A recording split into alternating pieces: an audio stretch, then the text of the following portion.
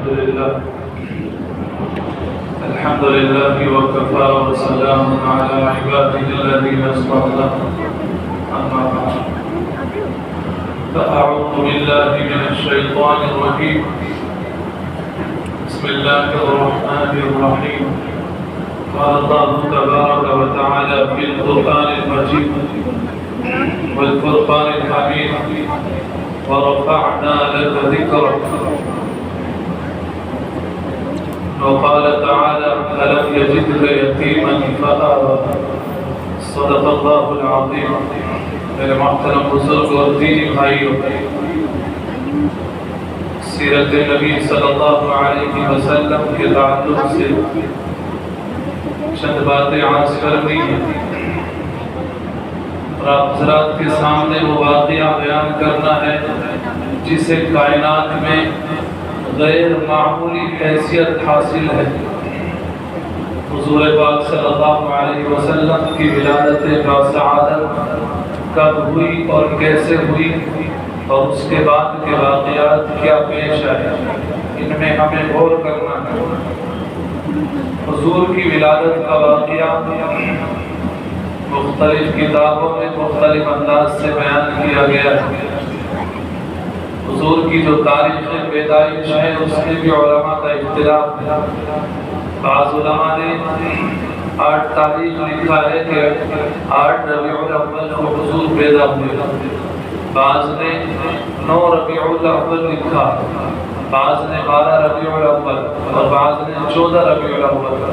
لیکن جو مستند روایات ہیں یعنی تحقیق سے جو کتابیں لکھی گئی ہیں، کتاب ہے رحمت للعالمین، قاضی سلیمان منصور پوری رحمت اللہ علیہ نے لکھی ہے۔ ان کتابوں کے حوالے سے یہ پتہ چلتا ہے کہ حضور کی تاریخ پیدائش 8 یا 9 ربیع الاول ہے اور 12 ربیع الاول میں آپ کی وفات ہوئی ہے۔ بہرحال یہ بھی اختلافی مسئلہ ہے۔ حضور پاک صلی اللہ علیہ وسلم کی جب پیدائش ہوئی، حضرت آمنہ رضی اللہ عنہا جو حضور کی والدہ ہیں وہ فرماتی ہیں کہ ہمارے یہاں غربت کا یہ عالم تھا کہ ہمارے گھر میں دیا جلانے کے لیے تیل بھی نہیں تھے، اور پیدا دنیا کے کائنات کے سردار کو ہونا تھا۔ علامہ مولانا مناظر احسن گیلانی رحمۃ اللہ علیہ نے لکھا ہے کہ اگر اللہ تعالیٰ چاہتے تو چاند کو حکم دیتے کہ آج حضور پاک صلی اللہ علیہ وسلم کے دروازے پر پہرا دے۔ اللہ تعالیٰ چاہتے تو سورج کو حکم دیتے کہ آج اپنی کرنیں اور اپنی شعاعوں سے حضور کے دروازے کو روشن کر دے۔ اس دن ستارے طلوع ہی حضور پاک صلی اللہ علیہ وسلم کے دروازے پر ہوتے، لیکن اللہ تعالیٰ نے ایسا نہیں کیا، بلکہ حضور پاک صلی اللہ علیہ وسلم کو ایک غربت گلے میں پیدا فرمایا، اپنے رسول کو ایک اندھیرے میں پیدا فرمایا جہاں دیا جلانے کے لیے تیل بھی نہیں تھا، تاکہ وہ دنیا کے تمام غریب جو یتیم ہیں، مسکین ہیں، غریب ہیں، ان کا سر فخر سے بلند ہو جائے کہ اگر ہم غریب ہیں تو کیا ہوا، ہمارا سردار بھی غریب تھا، وہ بھی کسی غربت کے گھر میں پیدا ہوا تھا، وہ بھی یتیم اور مسکین تھا، اس لیے اللہ تعالیٰ نے حضور پاک صلی اللہ علیہ وسلم کو ایک غریب گھر میں پیدا فرمایا۔ بہرحال قرآن کی ایک آیت ہے أَلَمْ يَجِدْكَ يَتِيمًا فَآوَى، اسی آیت کے تعلق سے مجھے بات کرنی ہے۔ حضور پاک صلی اللہ علیہ وسلم کی تاریخ یعنی پیدا ہونے سے پہلے 3 مہینے پہلے آپ کے والد کا انتقال ہو جاتا ہے۔ 6 سال تک آپ اپنی والدہ محترمہ حضرت آمنہ رضی اللہ عنہا کی گود میں رہتے ہیں، پھر ان کا بھی انتقال ہو جاتا ہے۔ اس کے بعد حضرت عبدالمطلب رضی اللہ عنہ، حضرت عبدالمطلب کی گود میں آپ تربیت پاتے ہیں 10 سال تک، ان کا بھی انتقال ہو جاتا ہے۔ اس کے بعد آپ کے چچا ابو طالب آپ کی پرورش کرتے ہیں۔ یہ حضور کا ابتدائی دور تھا جو بچپن کا زمانہ تھا۔ بہرحال حضرت آمنہ فرماتی ہیں کہ جب حضور پیدا ہوئے تہجد کا وقت تھا، تہجد کے وقت آپ دنیا میں تشریف لائے۔ فرماتی ہے میں نے دیکھا کہ مشرق کی طرف ایران میں ہزاروں سال سے جو آگ جل رہی تھی اور بجھنے کا نام نہیں لے رہی تھی، جب حضور پیدا ہوئے تو میں نے دیکھا کہ وہ آگ بجھ چکی۔ حضور دنیا میں تشریف لائے تو کسرا کے محل کے کنگرے گر گئے اور لوگوں نے آسمانوں پر روشنی دیکھی، اپنے گھروں میں روشنی دیکھی، ارد گرد روشنی دیکھی۔ مطلب یہ ہے کہ حضور ایک ایسے گھر میں پیدا ہوئے جس میں دنیا کا چراغ نہیں تھا، لیکن جب حضور پیدا ہوئے تو دنیا کا سورج طلوع ہو چکا تھا۔ قرآن کریم میں اللہ تعالیٰ نے حضور پاک صلی اللہ علیہ وسلم کو سراج منیر کہا، یعنی آپ کو تشبیہ دی سورج سے۔ علماء کے درمیان اس پر بھی لمبی بحث چلی کہ اللہ تعالیٰ نے قرآن کریم میں حضور کو چاند کیوں نہیں کہا۔ پورا قرآن آپ اٹھا کر دیکھیے، حضور کو چاند نہیں کہا گیا، بلکہ حضور کو تشبیہ دی گئی سورج سے۔ اور بڑی بڑی کتابیں لکھی حضرت مولانا قاری طیب رحمۃ اللہ علیہ نے، کتاب لکھی آفتاب ہدایت، اور بھی بہت بڑی بڑی، یہ کتاب 250 صفحوں پر مشتمل ہے۔ تو ان میں تمام کتابوں میں حضور کو سراج منیر کہا گیا، یعنی سورج سے تشبیہ دی گئی۔ اس کی وجہ لکھی کہ چاند جو ہوتا ہے وہ سورج سے روشنی لیتا ہے، اور سورج جو ہوتا ہے وہ ڈائریکٹ اللہ سے روشنی لیتا ہے۔ اگر حضور کو چاند سے تشبیہ دی جاتی تو اس کا مطلب یہ ہوتا کہ حضور پاک صلی اللہ علیہ وسلم اللہ کے علاوہ روشنی میں کسی اور کے محتاج ہیں۔ اس لیے اللہ تعالیٰ نے اور تمام علماء نے اور اکابرین نے حضور کو سراج منیر کہا، سورج سے تشبیہ دی، تاکہ پتہ چلے لوگوں کو کہ اللہ حضور پاک صلی اللہ علیہ وسلم اللہ کے علاوہ کسی سے روشنی دینے والے نہیں ہیں۔ کیونکہ چاند جو ہوتا ہے جب اس اپنے عروج پر ہوتا ہے روشنی وہ بھی دیتا ہے، لیکن کھلے میں اس کی روشنی ظاہر ہوتی ہے، گھروں میں پھر بھی اندھیرا ہوتا ہے۔ لیکن جب سورج چمکتا ہے تو آپ دیکھتے ہیں کہ باہر تو روشنی ہے ہی، گھر بھی روشن ہوتے ہیں۔ اور جہاں جس طریقے سے سورج سے ساری دنیا فائدہ اٹھاتی ہے، پیڑ پودے درخت سب فائدہ اٹھا رہے ہیں، جانور بھی فائدہ اٹھا رہے ہیں، انسان بھی فائدہ اٹھا رہے ہیں، اسی طریقے سے حضور پاک صلی اللہ علیہ وسلم سے بھی پوری کائنات روشن ہے، سب فائدہ اٹھا رہے ہیں۔ بہرحال حضرت آمنہ رضی اللہ عنہا فرماتی ہے حضور دنیا میں تشریف لائے تو چار سو روشنی پھیل گئی، چاروں طرف روشنی پھیل گئی علاقے میں۔ لوگوں نے محسوس کی وہ روشنی کہ ایسا کیا ہوا ہے کہ آج چاروں طرف روشنی ہے۔ عرب کے خاندانوں میں قریش کا جو خاندان تھا اس کا چرچا ہو گیا کہ قریش کے خاندان میں کوئی ایک بچہ پیدا ہوا ہے جس کی وجہ سے یہ روشنی بڑی برکتوں والا بڑے نصیبوں والا بچہ پیدا ہوا ہے۔ ابو طالب بڑے خوش ہیں، چچا ہیں حضور پاک صلی اللہ علیہ وسلم کے، اور لوگوں سے کہتے ہیں کہ میرا بھتیجا آیا ہے۔ حضرت عبد المطلب گود میں حضور کو اٹھائے ہوئے ہیں، پھولے نہیں سما رہے ہیں، اور اٹھا کر ندیوں میں لے جاتے ہیں کہ میرے پوتے کو دیکھو۔ کچھ دن پہلے میرا بیٹا عبداللہ یعنی حضور کے والد، اس کا انتقال ہو گیا تھا، اللہ تعالیٰ نے اس کے گھر میں ایک چراغ بھیجا ہے، تو دیکھو یہ میرا پوتا کتنا خوبصورت ہے، کتنا حسین ہے۔ بڑے خوش ہیں، لوگوں کو دکھاتے ہیں، لوگ دیکھتے ہیں کہ اتنا حسین بچہ تو دیکھا ہی نہیں۔ کوئی کہتا ہے کہ اس کے نقش کو دیکھو، اس کے لبوں کو دیکھو، اس کے سر کو دیکھو، اس کے چہرے کو دیکھو، کوئی کچھ کہتا ہے، کوئی کچھ کہتا ہے۔ اس کے بعد عبد المطلب نے کہا کہ اس کا نام کیا رکھا ہے، کہ اس کا ایسا نام رکھا جائے جس کی سب آنے والے تعریف کریں۔ چنانچہ نام رکھا گیا محمد صلی اللہ علیہ وسلم، کیونکہ حضور پاک صلی اللہ علیہ وسلم کو جو بھی دیکھتا تھا وہ تعریف کرتا تھا، اور محمد نام اس لیے رکھا گیا تاکہ قیامت تک آنے والی تمام امت، تمام انسان حضور کی تعریف کرے۔ بہرحال اس کے بعد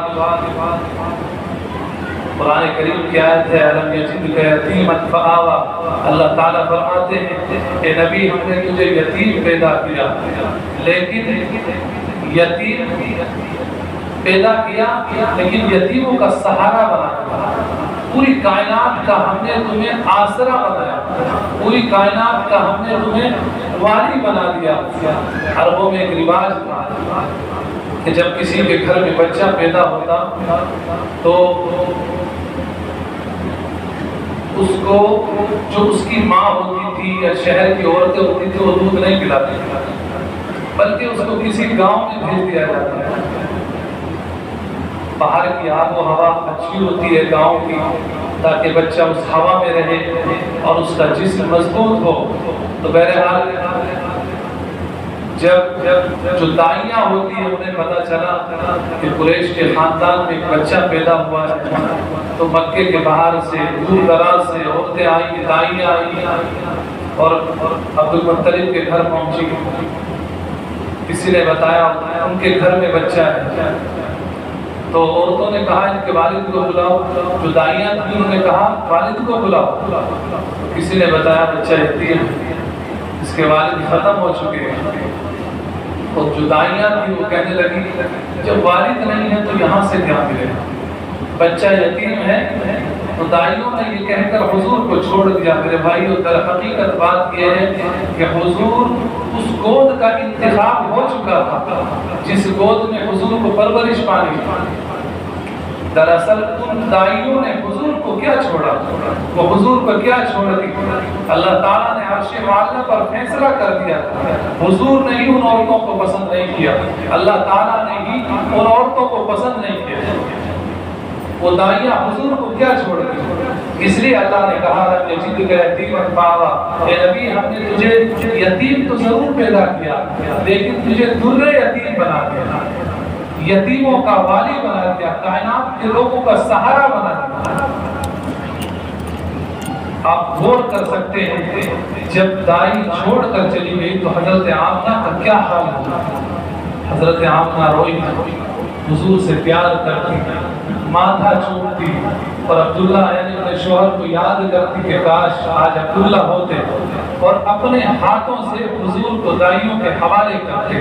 آج دائیاں یہ کہہ کر چھوڑ کر جا رہی ہیں کہ یہ تو یتیم ہے، یہاں سے کیا ملے گا۔ اس کے بعد وہ دائی آئی جس کا نام حلیمہ تھا، وہ آئی، کسی نے بتایا کہ بچہ یتیم ہے، ساتھ میں ایک شوہر تھا حضرت حلیمہ کا۔ وہ کہنے لگے کہ بچہ یتیم ہے، ذرا دکھائیں تو۔ حضرت عبد المطلب حضور کو لے کر آئے گود میں اور پیش کیا کہ یہ بچہ ہے، یتیم ہے، اس کی تمہیں پرورش کرنی ہے۔ تو خاوند نے، حضرت حلیمہ کے خاوند نے جب حضور کو دیکھا تو دیکھ کر کہا کہ یتیم تو ہے لیکن اتنا خوبصورت بچہ تو آج تک دیکھا ہی نہیں، اس چہرے پر جو وجاہت ہے وہ کہیں ملی نہیں، کہیں دکھی نہیں۔ لہذا انہوں نے فیصلہ کر لیا کہ آج کے بعد ہم اس کی پرورش کریں گے۔ میرے بھائیو، حضرت جبریل علیہ السلام جو اللہ تعالیٰ کا مقرر فرشتہ ہے، اس نے ایک بات کہی اس موقع پر جو ساری کتابوں میں موجود ہے کہ میں ہر نبی کے حضرت آدم سے لے کر حضور تک جتنے بھی نبی آئے ہر نبی کی محفل اور مجلس میں گیا ہوں۔ میں آسمانوں سے لے کر زمین تک، تحت الثری سے لے کر زمین کے نیچے تک، عرش معلیٰ تک، تحت الثری سے لے کر عرش معلیٰ تک، شمال سے لے کر جنوب تک اور مشرق سے لے کر مغرب تک گیا ہوں۔ تم کہتے ہو کہ بچہ ہم نے ایسا نہیں دیکھا، اللہ تعالیٰ نے ایسا بچہ پیدا ہی نہیں کیا، تو دیکھتے کیسے؟ تو پتہ چلا کہ اس سے پہلے جتنے بھی نبی آئے وہ بھی حضور کے برابر خوبصورت نہیں تھے۔ حضرت یوسف علیہ السلام کے بارے میں کہا جاتا ہے کہ وہ بہت خوبصورت ہے، یقیناً خوبصورت تھے لیکن حضور سے زیادہ خوبصورت وہ بھی نہیں۔ اللہ تعالیٰ نے ایسا بچہ تو دنیا میں کائنات میں پیدا ہی نہیں کیا، اس لیے جبریل نے کہا جب پیدا ہی نہیں کیا تو دیکھتے کیسے؟ جب حضور کا کی نبوت کا شمال تھا اور سارے زمانے میں حضور کا سکہ چل رہا تھا، ساری سلطنت آپ کے ہاتھ میں تھی، اس وقت اللہ تعالیٰ نے یاد دلایا تھا۔ بیچ میں ایک بات عرض کرتے تھا، اس وقت یاد دلایا تھا اپنے نبی کو، اے نبی اپنے بچپن کے دور کو یاد کر، جب دائی بھی تجھے چھوڑ کر چلی گئی، آج ہم نے تجھے وہ عظمت بخشی ہے جو علم یجدک یتیما فآویٰ، یہ آیت ہے، اس میں جو لفظ ہے فآویٰ اس کے معنی بتا رہا ہوں۔ اللہ تعالیٰ فرماتے ہیں کہ ہم نے تجھے یہ عظمت بخشی ہے کہ آج ساری دنیا کا بادشاہ، آج ساری دنیا کی سلطنت تیرے ہاتھ میں۔ تو بہرحال اس کے بعد جب حضرت عبد المطلب نے بچے کو حضرت حلیمہ کے حوالے کر دیا حضور پاک صلی اللہ علیہ وسلم کو، تو فلک نے، آسمان نے، لوگوں نے وہ واقعہ بھی دیکھا کہ حضور کو لے کر جب حضرت حلیمہ اپنی سواری پر سوار ہو گئی، آگے خالد بیٹھا، پیچھے حضرت حلیمہ بیٹھی، حضور پاک صلی اللہ علیہ وسلم کو گود میں لے کر، تو علامہ شبلی رحمۃ اللہ علیہ لکھا ہے کہ سواری اٹھتی نہیں، سواری اٹھتی نہیں۔ عبد المطلب آئے، کہنے لگے کہ اس بچے میں میں نے بڑی برکت دیکھی ہے، اے حلیمہ تم اسے اپنے خاوند کے پیچھے لے کر بیٹھ رہی ہو، سواری کیسے اٹھے گی؟ جب تک تم آگے نہیں بیٹھو گی، بچہ آگے نہیں آئے گا، سواری نہیں اٹھے گی۔ چنانچہ حضرت حلیمہ آگے بیٹھی، حضور پاک صلی اللہ علیہ وسلم کو گود میں لے کر، اور خاوند پیچھے بیٹھا، سواری فوراً اٹھی۔ اور پھر آگے لکھا ہے کہ سواری اتنی تیز چلنے لگی، وہ سواری بہت کمزور تھی، حضرت حلیمہ کی سواری جو تھی وہ بہت کمزور تھی، بہت تیز چلنے لگی۔ حضرت حلیمہ کا خاوند بڑا پریشان تھا، آخر کار آج اس کمزور سواری کو کیا ہو گیا؟ جو دائیاں حضور کو چھوڑ کر گئی تھی، حضرت حلیمہ ان سے 2 دن بعد چلی، وہ جب حضرت حلیمہ حضور پاک صلی اللہ علیہ وسلم کو لے کر راستے سے جا رہی تھی، وہ دائیاں راستے میں بھی ان کی سواری 2 دن ہو چکے تھے انہیں چلے، لیکن ان کی سواری کو پیچھے چھوڑ دے۔ وہ تمام عورتیں تعجب کرتی تھی، اے حلیمہ تیری سواری کو کیا ہو گیا؟ یقیناً تو نے اپنی سواری بدل دی۔ حضرت حلیمہ کہتی ہے نہیں، میں بھی وہی ہوں، خاوند بھی وہی ہے، سواری بھی وہی ہے، بس سوار بدل گیا۔ اس لیے اللہ نے کہا یجدک یتیما فآویٰ، اے نبی ہم نے تجھے یتیم پیدا کیا، لیکن ہم نے تجھے یتیموں کا سہارا بنا دیا، کائنات کے لوگوں کا والی بنا دیا۔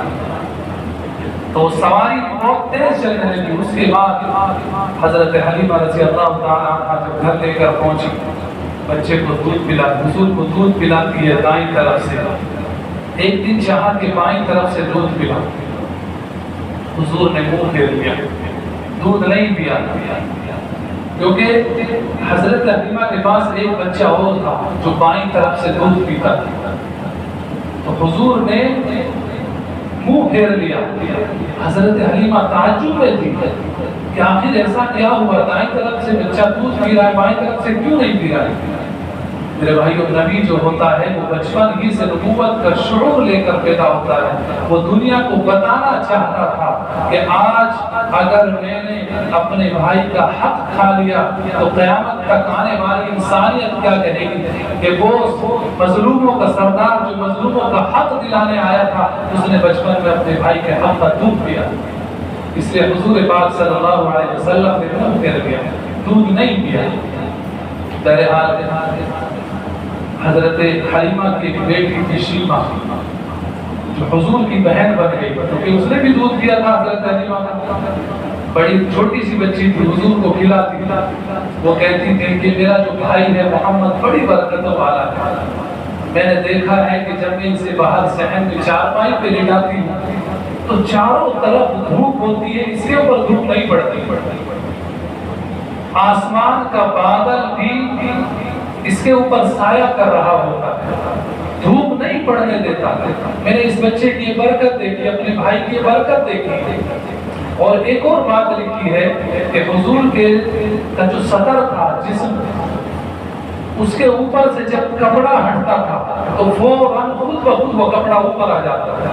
اللہ تعالیٰ نے فرشتوں کی ڈیوٹی لگا رکھی کہ حضور پاک صلی اللہ علیہ وسلم، کیوں؟ اس لیے کہ میرے بھائیوں، وہ محمد صلی اللہ علیہ وسلم آخر الزمان نبی تھے، تو ظاہر سی بات ہے اس کے اوپر اللہ تعالیٰ، ان کے اوپر اللہ تعالیٰ آسمان کی دھوپ کیسے پڑنے دیتے ہیں؟ اور وہ کپڑا جو خود بخود اوپر آ جاتا تھا، اللہ تعالیٰ نے فرشتوں کی ڈیوٹی لگا رکھی تھی کہ کائنات کے سردار کا، دنیا کے سردار کے جسم کو ظاہر نہیں ہونے دیتے، اس لیے فوراً وہ کپڑا اوپر آ جاتا تھا۔ میرے بھائیوں، حضرت شیمہ رضی اللہ تعالی عنہ کے ساتھ حضور اپنا زمانہ گزارتے ہیں، 3 سال 4 سال، علماء نے لکھا ہے کہ تقریباً 4 سال وہاں رہے۔ 3 سال کی بھی روایت ہے کہ 3 سال تک آپ رہے، ساتھ میں بکریاں چراتے تھے حضرت شیمہ کے ساتھ میں۔ حضرت شیمہ فرماتی ہیں کہ میں حضور کا چہرہ دیکھتا رہتی تھا، چہرہ ہٹتا ہی نہیں تھا، نظریں ہٹتی ہی نہیں تھی اس چہرے کی طرف سے۔ میں جب اپنے کندھے پہ بٹھا کر حضور کو کھلانے باہر بکریاں چرانے کے لیے لے جاتی تھی تو مسافر دیکھتے ہی ٹھہر جاتے تھے، اس بچی کو بعد میں دیکھتے تھے کہ بچی کیا کرتی ہے، حضور کو پہلے دیکھتے تھے۔ میں قربان جاؤں ان لوگوں کی عظمت پر، ان مسافروں کی عظمت پر جنہوں نے حضور پاک صلی اللہ علیہ وسلم کو 3 سال کی مدت میں دیکھا۔ 4 سال حضور کیا، 3 سال کی مدت تھی، اس وقت حضور کو دیکھا۔ تو حضرت شیمہ فرماتی ہے کہ جب سے ہمارے گھر میں محمد آئے ہیں، یہ بچہ آیا ہے، میرا بھائی آیا ہے، ہمارے گھر میں جو بکریاں تھیں ان کے تھنوں میں دودھ نہیں تھا، چارہ نہیں ملتا تھا، دودھ سوکھ چکا تھا، لیکن جس دن سے یہ ہمارے گھر میں آئے ہیں ہماری بکریوں کے تھنوں میں سے دودھ ہی ختم نہیں ہوا۔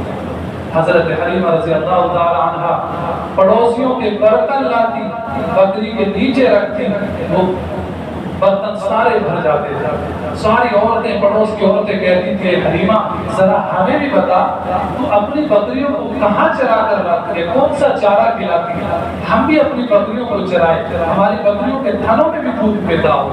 حضرت حلیمہ کہتی ہے کہ بات چارے کی نہیں ہے، بات اس محمد کی ہے، اس بچے کی ہے، اس کی نظر کرم کے صدقے کہ سورج کی دھوپ بھی آسمان کا بادل اس کے اوپر پڑنے نہیں دیتی، اس لیے اللہ نے کہا لم یجدک یتیما فآویٰ، کہ نبی ہم نے تجھے یتیم پیدا کیا لیکن سورج کو بھی تیرا غلام بنا، آسمانوں کو بھی تیرا غلام بنا، ہم نے بکریوں کو بھی تیرے دروازے کا نوکر بنا دیا، غلام بنا دیا کہ ان کے تھنوں سے بھی دودھ نہیں سنتا ہے۔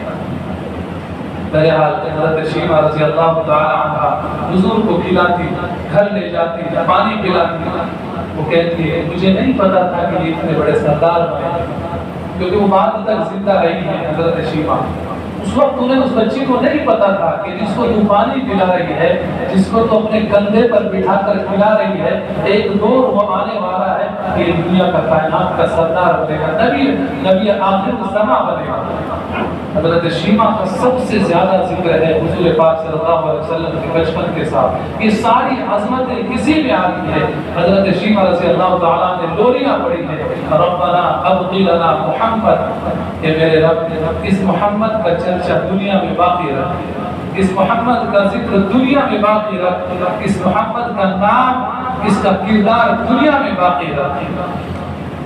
بہرحال یہ حضور کی عظمتیں ہیں، اور حضور کی سیرت کو جتنا بیان کیا جائے ہمارے پاس اتنے الفاظ بھی نہیں ہیں۔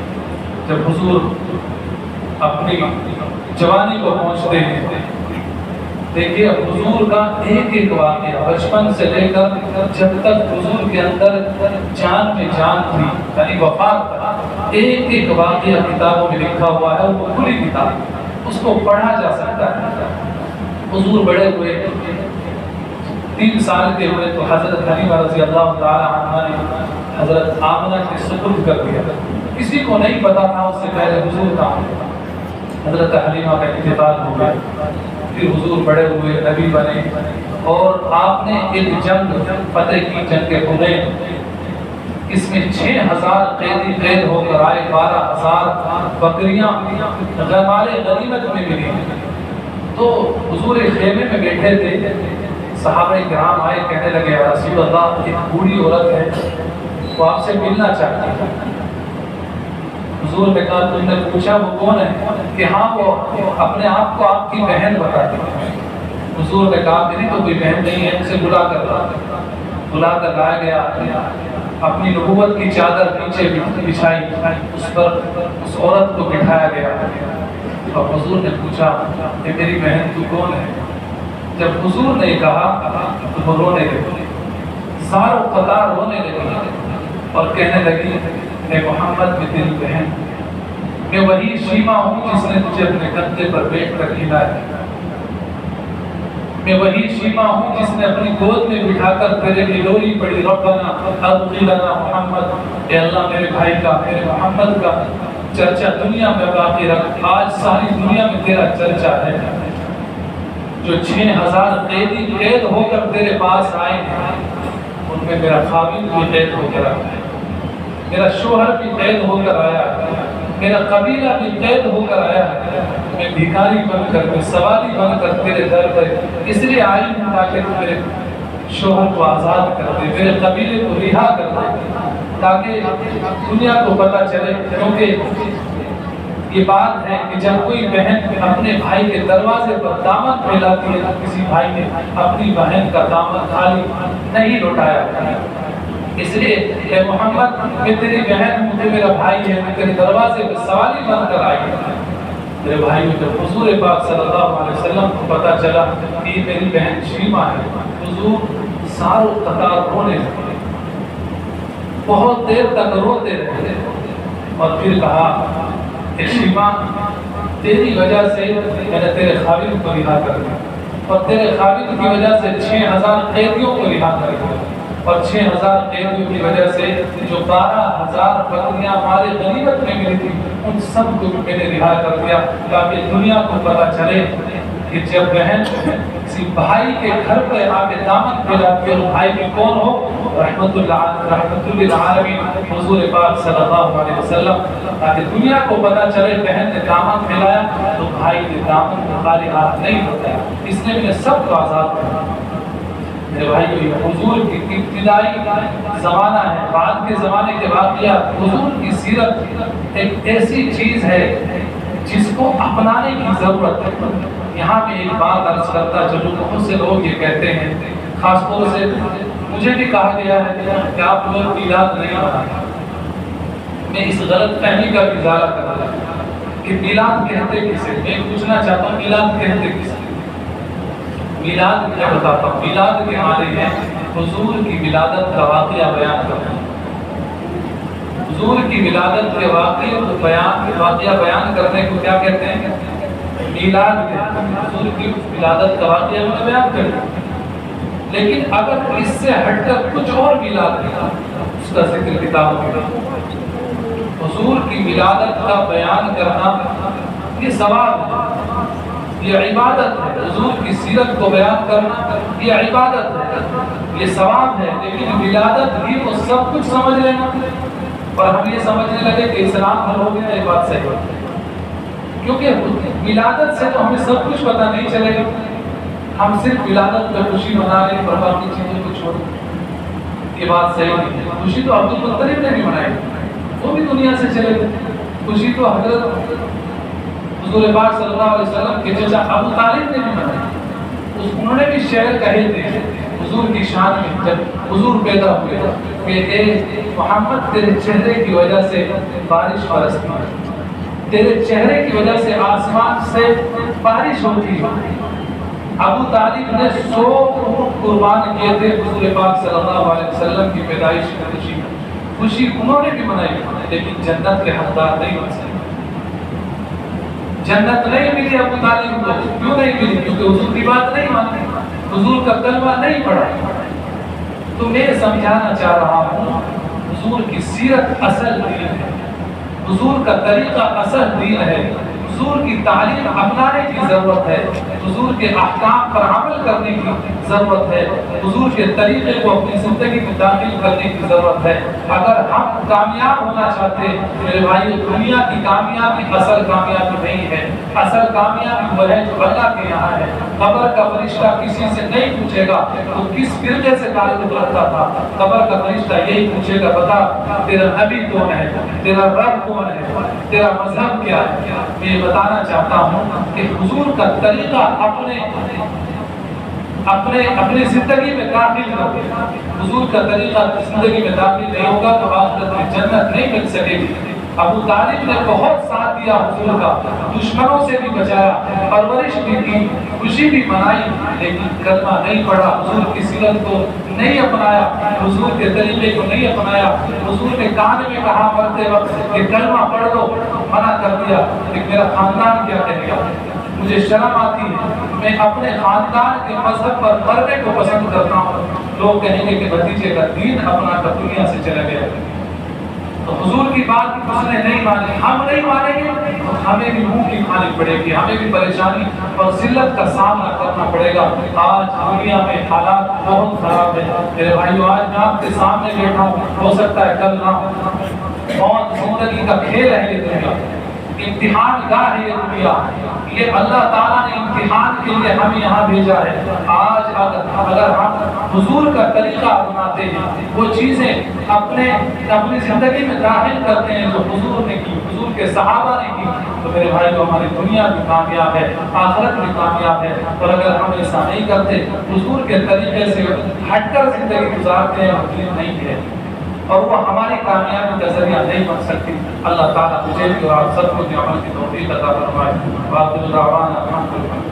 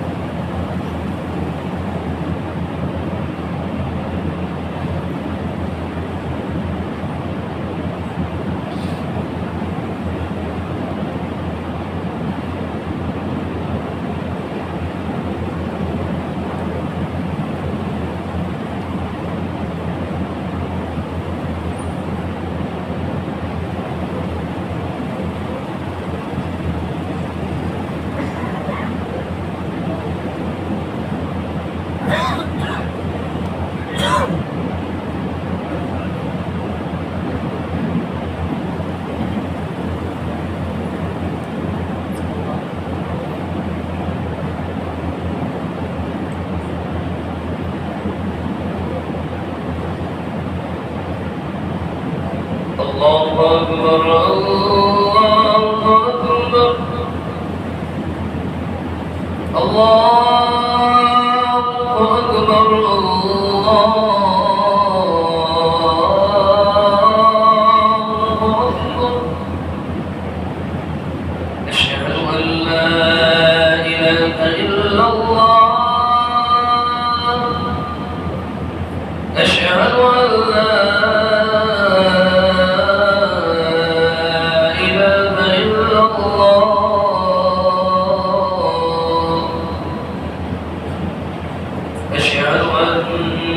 محمد رسول الله أشهد أن محمد رسول الله حي على الصلاة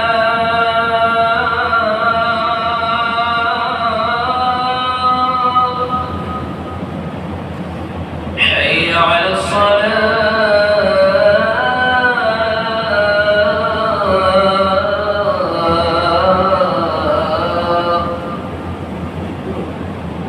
حي على الفلاح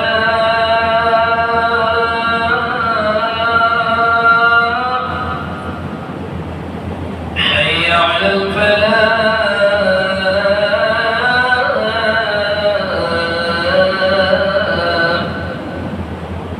الله أكبر الله أكبر لا إله إلا الله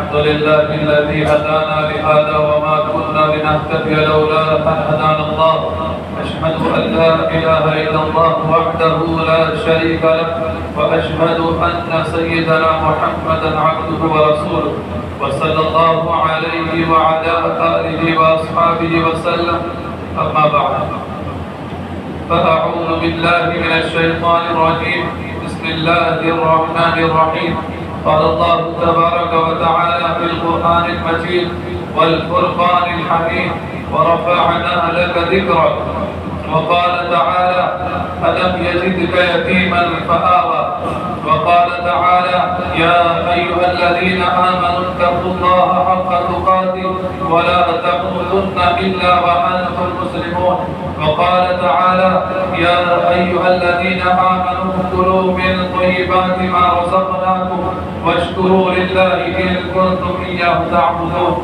وقال تعالى يا أيها الذين آمنوا ادخلوا في السلم كافة ولا تتبعوا خطوات الشيطان إنه لكم عدو مبين وقال تعالى يا عبادي الذين أسرفوا على أنفسهم لا تقنطوا من رحمة الله إن الله يغفر الذنوب جميعا إنه هو الغفور الرحيم وإنه تعالى جواد كريم ملك بر رؤوف رحيم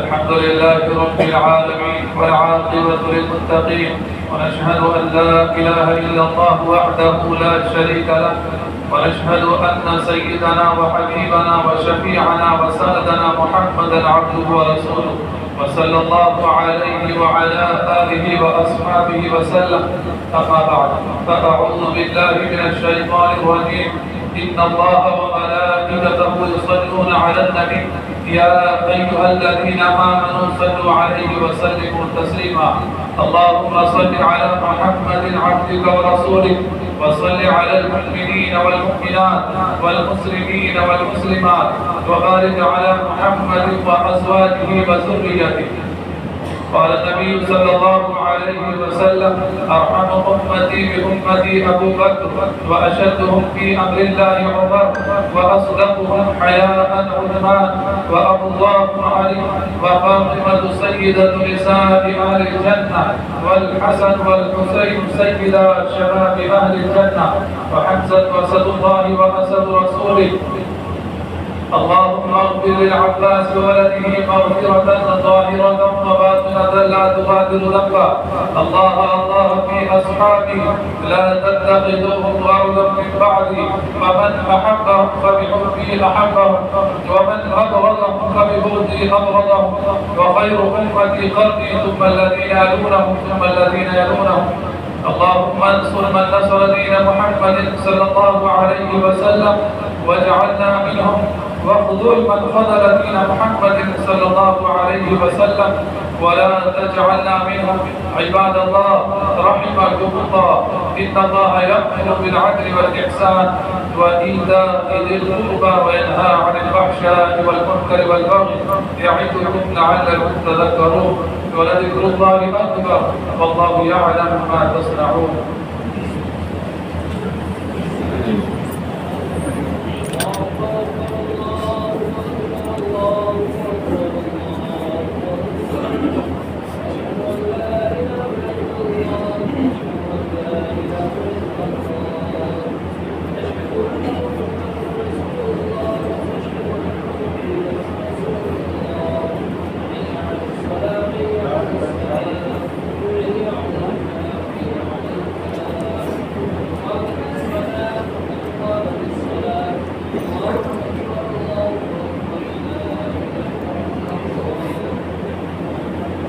سب نے درست کرنے اور اپنے اپنے موبائل میں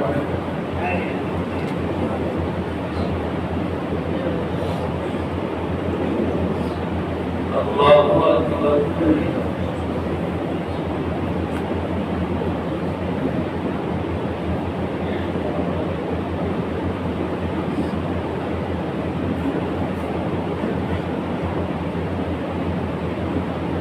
الحمد لله رب العالمين الرحمن الرحيم مالك يوم الدين إياك نعبد وإياك نستعين اهدنا الصراط المستقيم صراط الذين أنعمت عليهم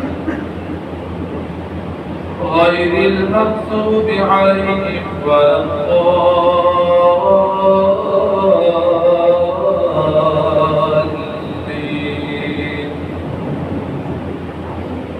لله ما في السماوات وما في الأرض، وإن تبدوا ما في أنفسكم أو تخفوه يحاسبكم به الله فيغفر لمن يشاء ويعذب من يشاء، والله على كل شيء قدير. آمن الرسول بما أنزل إليه من ربه والمؤمنون كل آمن بالله وملائكته وكتبه ورسله لا نفرق بين أحد من رسله وقالوا سمعنا وأطعنا غفرانك وإليك المصير. وقالوا سمعنا وأطعنا غفرانك ربنا وإليك المصير. الله أكبر.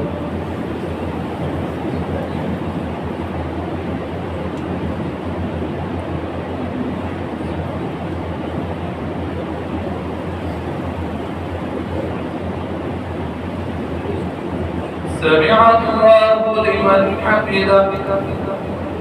الله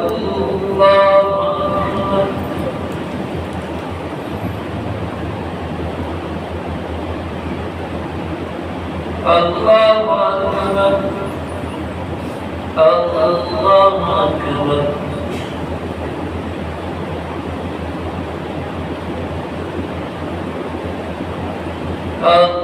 الله الحمد لله رب العالمين الرحمن الرحيم مالك يوم الدين إياك نعبد وإياك نستعين اهدنا الصراط المستقيم صراط الذين أنعمت عليهم غير المغضوب عليهم ولا الضالين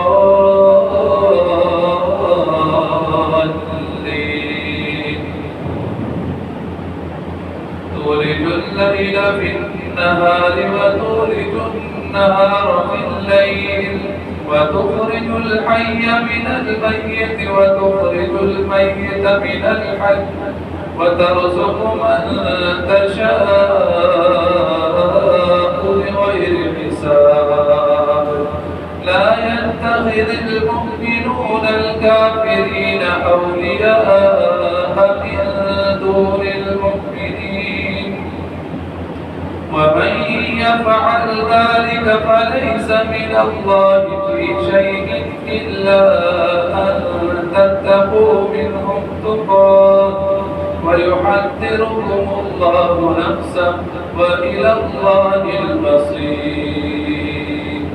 الله أكبر.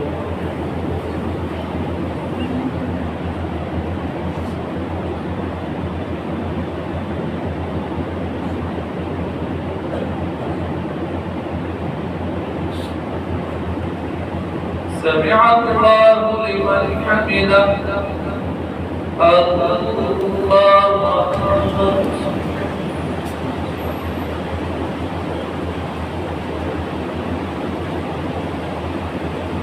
الله أكبر. الله أكبر.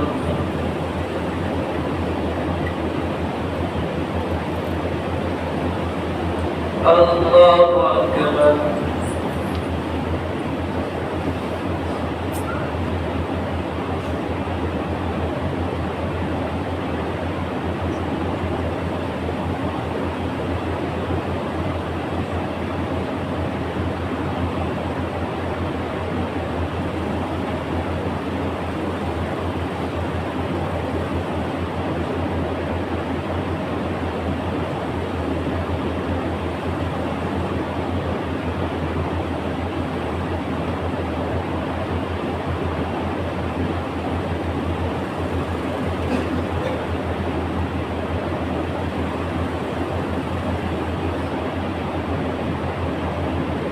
السلام عليكم ورحمة الله.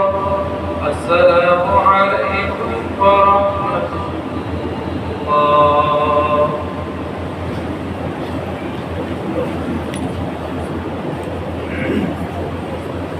محترم حضرات، بزرگان دین حضرت مولانا قاری صدیق صاحب باندوی رحمۃ اللہ علیہ کے قائم شدہ ادارے سے میرا آنا ہوا ہے، جو کہ فاربس گنج نیپال بارڈر پہ 1971 سے چل رہا ہے۔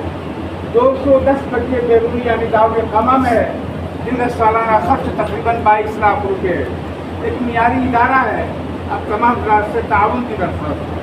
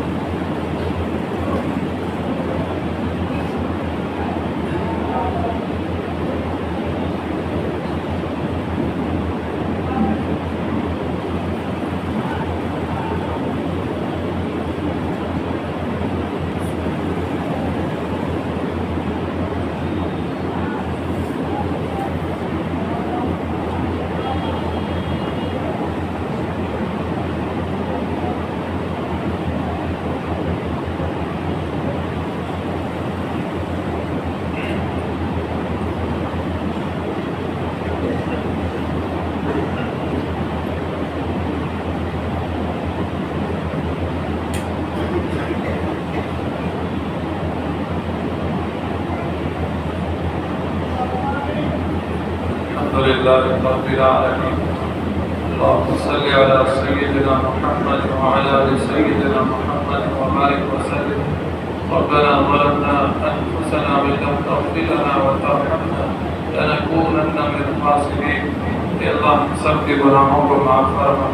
رب کریم ہم سب کی خطاؤں کو درگزر فرما. اے اللہ جتنے مومن مومنات دنیا سے رخصت ہو چکے ہیں اللہ سب کی مغفرت فرما. سب کی قبروں کو نور سے منور فرما.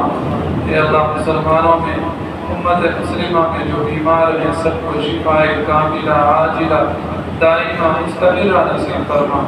اے اللہ جو بے اولاد ہیں سب کو نیک صالح اولاد عطا فرما. جن کی اولاد نافرمان ہو چکی ہے اللہ انہیں اپنے والدین کا مطیع اور فرما بردار بنا. اپنے والدین کا کہنا ماننے والا بنا. معاشرے میں جتنی بدعات خرافات برائیاں پھیلی ہوئی ہیں رب کریم تمام برائیوں کو ختم فرما. اے اللہ امت مسلمہ کی جان کی مال کی عزت کی آبرو کی حفاظت فرما. جہاں جہاں مسلمان پریشان حال ہیں مظلوم ہیں اے اللہ تمام مظلوموں کی مدد فرما. پریشان حالوں کی پریشانیوں کو دور فرما. خصوصاً اے اللہ پنجاب میں لوگ بہت پریشان ہیں اس وقت اے اللہ پانی کے سیلاب سے لوگ پریشان حال ہیں. رب کریم سب کی مدد فرما. جو لوگ بے گھر ہو گئے ہیں اے اللہ سب اپنا سب کچھ لٹا چکے ہیں رب کریم ان کا سہارا بن جا. اے اللہ سب کا سہارا بن کر سب کی مدد فرما. اے اللہ سب کے ساتھ رحم کا معاملہ فرما. اے اللہ ہم سب کو بھی اے اللہ جہاں جہاں سے پانی گزر رہا ہے اے اللہ وہ لوگوں کو دقتیں ہو رہی ہیں پریشان حال ہیں اے اللہ سب کے ساتھ رحم کا معاملہ فرما. کرم کا معاملہ فرما. اے اللہ اس پریشانی کو ختم فرما. رب کریم یقیناً یہ ہمارے برے اعمال کا نتیجہ ہے. آج بھی امت مسلمہ اتنا سب کچھ ہو رہا ہے ظلم ہو رہا ہے اور اے اللہ عذاب کی یہ شکل ہے جو پانی کی شکل میں نظر آ رہی ہے. یقیناً اے اللہ ہمارے برے اعمال کا نتیجہ ہے. اتنا سب کچھ ہو رہا ہے لیکن ہم ابھی بھی دس سے بس نہیں ہو رہے ہیں. مسجدیں خالی پڑی ہیں اے اللہ تیری نافرمانیوں پہ تلے ہوئے ہیں ظلم کر رہے ہیں اے اللہ گناہ کر رہے ہیں. رب کریم تو ہمیں معاف فرما. رب کریم ہمیں ہدایت عطا فرما. دین کی صحیح سمجھ عطا فرما. جن چیزوں میں پڑھنا نہیں چاہیے اے اللہ ان میں ہم لگے ہوئے ہیں. رب کریم نمازیں چھوٹ رہی ہیں جماعتیں چھوٹ رہی ہیں ہمیں فکر نہیں ہے کہ اللہ یہ دین کی فکر یہ نماز کی فکر ہمارے اندر پیدا کرنا. جو چیزوں کا دین سے تعلق نہیں ہے ان چیزوں میں ہم لگے ہوئے ہیں. رب کریم پیسہ بھی خراب ہو رہا ہے وقت بھی خراب ہو رہا ہے. تیری ناراضگی اے اللہ ہم اور دے رہے ہیں. رب کریم تو ہمیں معاف فرما. ہمیں صحیح سمجھ عطا فرما. رب کریم ہمارے برے اعمال کو اچھے اعمال سے تبدیل فرما. اے اللہ پوری امت مسلمہ پر رحم فرما. اے اللہ پوری دنیا میں امن و امان قائم فرما. ہمارے ملک میں اللہ امن و امان قائم فرما. اہل وطن میں یا مسلمانوں میں یا جو بھی اللہ پریشان حال ہے سب کی پریشانیوں کو دور فرما. اے اللہ ہمیں دین کی صحیح سمجھ عطا فرما. اپنے نبی کے طریقے پر چلنے والا بنا. جو نبی کا طریقہ ہے تیرے صحابہ کا طریقہ ہے اے اللہ اس کو اپنانے کی ہمیں توفیق نصیب فرما. یقیناً اے اللہ اسی طریقے میں ہماری کامیابی ہے. جو کام تیرے نبی نے کیا تیرے صحابہ نے کیا اے اللہ وہی کام وہی اعمال ہمیں بھی کرنے کی توفیق عطا فرما. اے اللہ ہم نے جو مانگا وہ عطا فرما. جو مانگنے سے رہ گیا اپنی شایان نشان وہ بھی عطا فرما. ہمارے اس مختصر سی دعا کو محض اپنے فضل و کرم سے اور اپنے پیارے اور لاڈلے حبیب جناب نبی کریم صلی اللہ علیہ وسلم کے صدقے طفیل میں قبول فرما. ربنا تقبل منا انك انت السميع العليم وتب علينا انك انت التواب الرحيم. وصلى الله تعالى على خير خلقه محمد وآله وصحبه اجمعين برحمتك يا ارحم الراحمين.